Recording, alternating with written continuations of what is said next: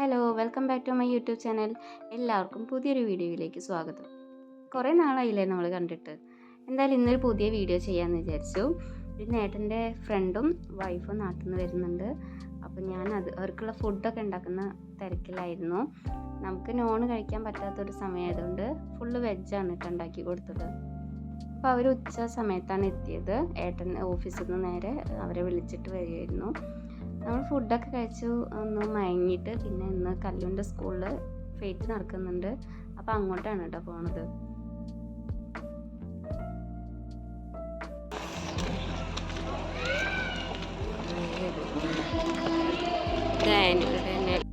ഇതൊന്നിങ്ങനെ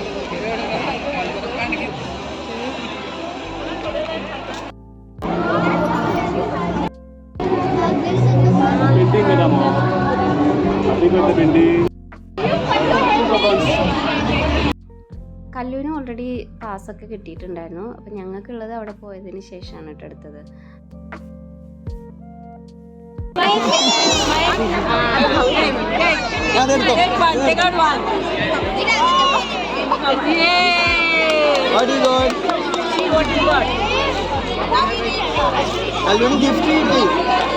You got a gift, Hello?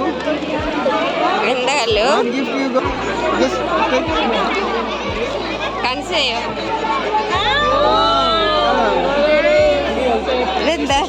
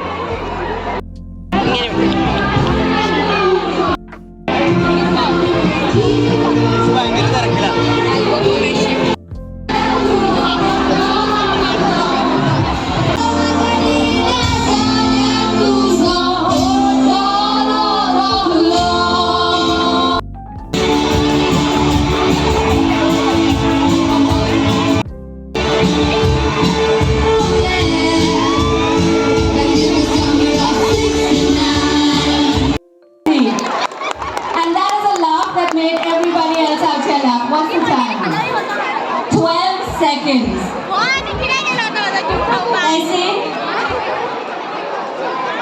They seen 12 seconds. Can we do more than that? Let's try. Excellent. So the mic is yours.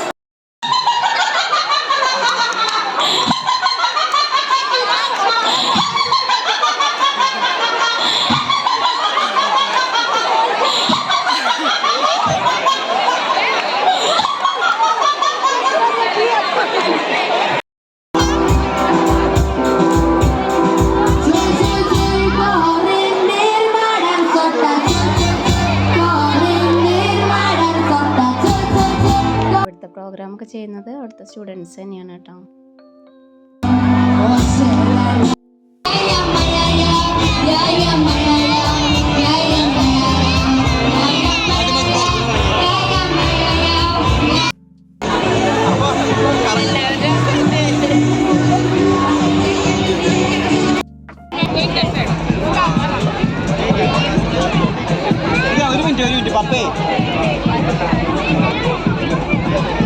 ഇപ്പൊ വീഴും.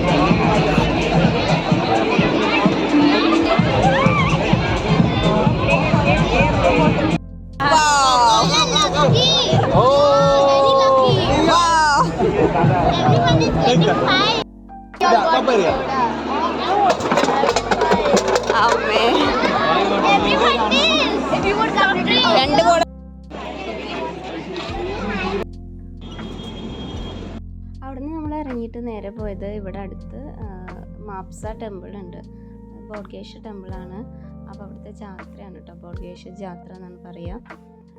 അവിടെ കുറച്ച് ദിവസമായിട്ട് നടക്കുകയാണ്. ജനുവരി 25 വരെയാണ് ഉള്ളത്.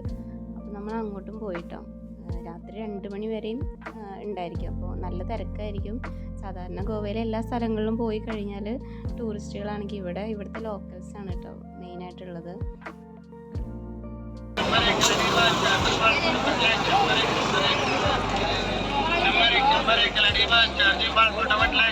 ഇതാണ് ബോഡ്ഗേശ്വർ ടെമ്പിൾ. ഇത് മാപ്സയുടെ കാവൽക്കാരൻ എന്നൊക്കെ അറിയപ്പെടുന്ന ഒരു ദൈവമാണ് കേട്ടോ. ഈ സമയത്ത് ഏകദേശം 9 മണിയൊക്കെ ആകുമ്പോഴാണ് ഞങ്ങളിവിടെ എത്തിയത്.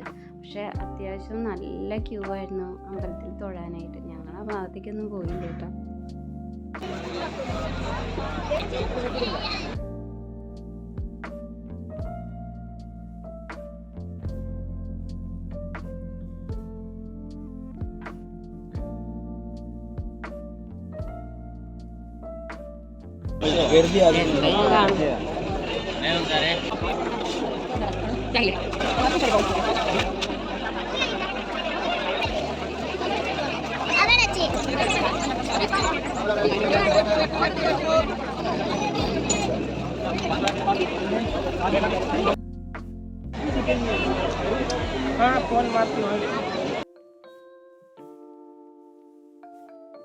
സ്റ്റോളുകളൊക്കെ കാണാൻ വേണ്ടി കയറിയപ്പോൾ അവിടെ നിന്ന് ഇറങ്ങാൻ ഒരുപാട് ടൈം എടുത്തു. കാരണം അത്യാവശ്യം സ്റ്റോളുകൾ ഉണ്ടായിരുന്നു.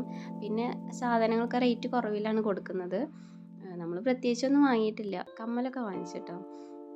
പിന്നെ അവിടെ നിന്ന് ഇറങ്ങി നേരെ റൈഡൊക്കെ ഉള്ള ഭാഗത്തേക്ക് പോയി. അവിടെയൊക്കെ ഓരോ റൈഡിലും കയറാൻ നല്ല ക്യൂ ആണ്. എന്നിട്ട് കല്ലൂന് ബോട്ടിൽ കയറണം എന്ന് പറഞ്ഞിട്ട് അതിലാണ് കേട്ടോ കയറിയത്. അതും കുറേ നേരം ക്യൂ ഒക്കെ നിന്നിട്ടാണ് കയറിയത്.